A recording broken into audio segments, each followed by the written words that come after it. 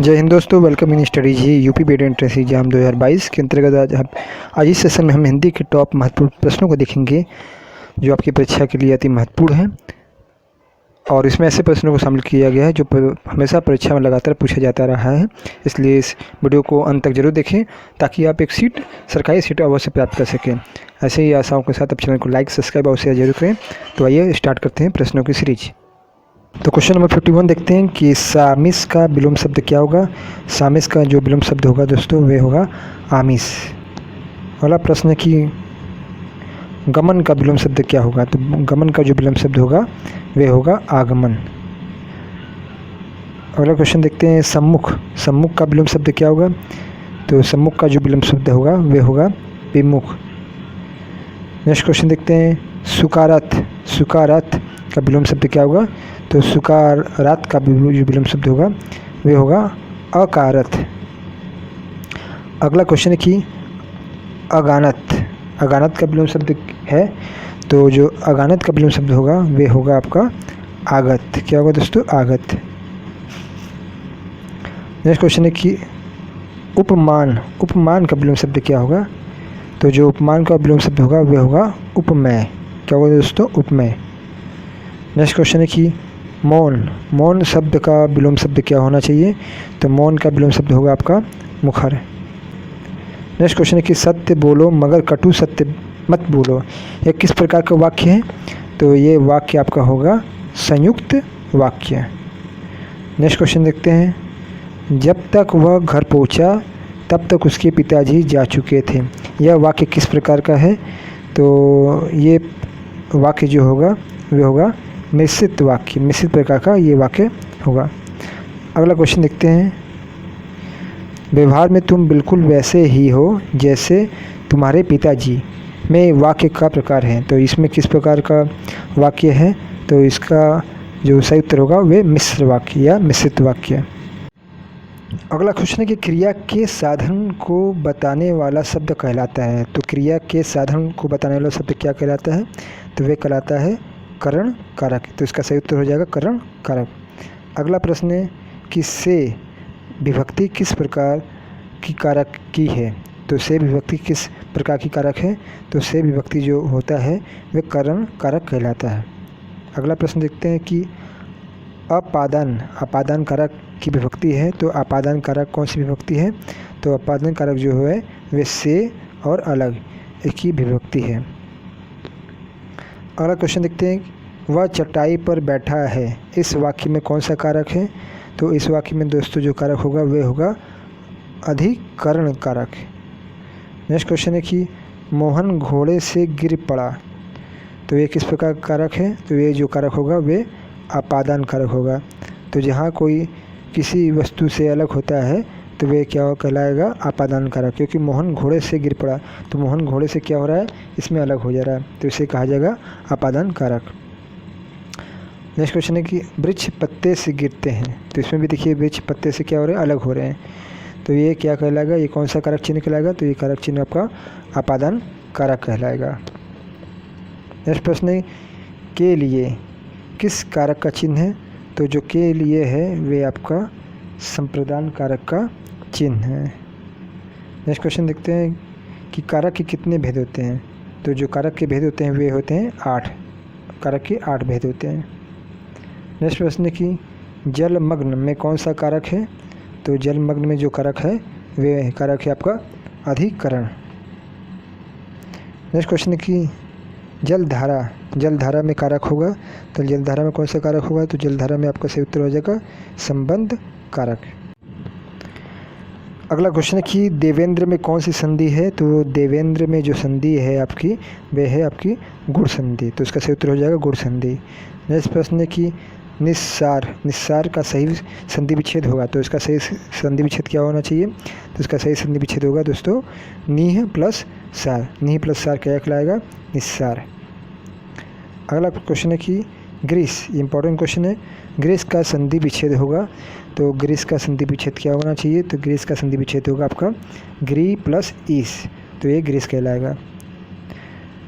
अगला क्वेश्चन है अ plus knee plus I के मेल से कौन सा शब्द बनेगा। तो ये कौन सा शब्द बनेगा दोस्तों? तो ये इसका सही उत्तर हो जाएगा आपका अन्याय। तो इसका सही उत्तर हो जाएगा अन्याय।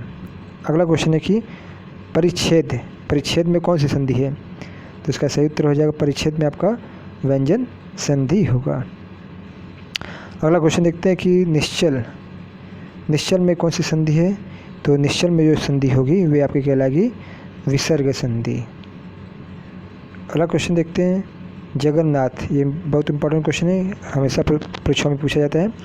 तो जगन्नाथ में कौन सी संधि है? तो जगन्नाथ में जो संधि है वह है व्यंजन संधि। अगला क्वेश्चन है कि अत्याचार, ये भी इम्पोर्टेंट क्वेश्चन है।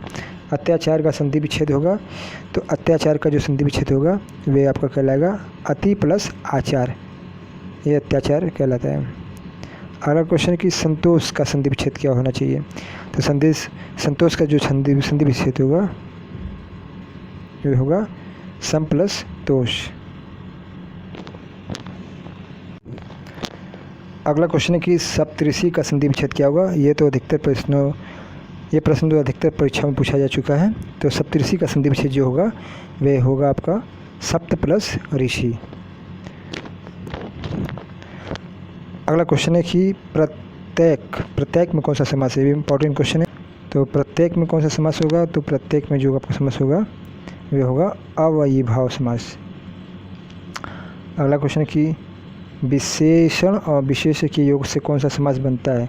तो विशेषण और विशेष के योग से जो समास बनेगा आपका वे कर्म धारण समास कहलाएगा। अगला क्वेश्चन है कि देशांतर में समास है, देशांतर में कौन सा समास है? तो देशांतर में आपका कर्म धारण समास होगा। नेक्स्ट क्वेश्चन है कि रामानुज में समास है, तो रामानुज में जो समास होगा वह होगा आपका बहुव्रीहि समास। नेक्स्ट क्वेश्चन है कि वनवास, वनवास में कौन सा समास है? तो वनवास में जो है समास वह आपका तत्पुरुष समास। अगला क्वेश्चन है समास है नीलकमल में आपका जो है समास है वह कर्म धारण समास है। नेक्स्ट क्वेश्चन है कि अनायास, अनायास में समास है, तो अनायास में जो समास होगा वह कहलाएगा तत्पुरुष समास। नेक्स्ट क्वेश्चन है कि लोकप्रिय शब्द में समास है, तो जो लोकप्रिय में जो समास है वह आपका कर्म धारण समास कहलाएगा। नेक्स्ट क्वेश्चन है कि कन्यादान में समास है, तो कन्यादान में कौन सा समास है? कन्यादान में जो समास है वह है आपका तत्पुरुष समास। अगला क्वेश्चन है कि चौराहा में समास है, चौराहा में कौन सा समास है?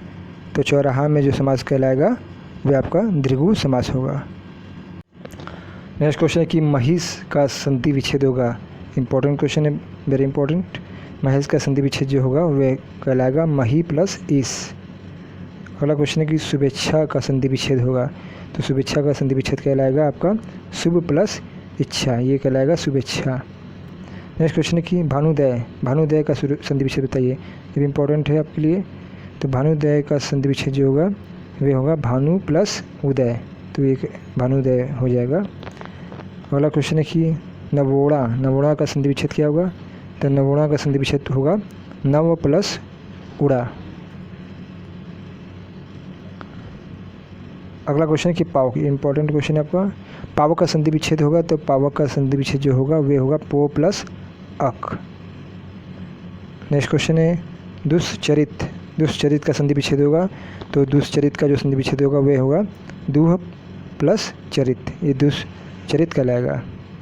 नेक्स्ट क्वेश्चन है कि मृगेंद्र, मृगेंद्र का संधि विच्छेद क्या होगा? तो मृगेंद्र का संधि विच्छेद जो होगा वह कहलाएगा आपका मृग प्लस इंद्र।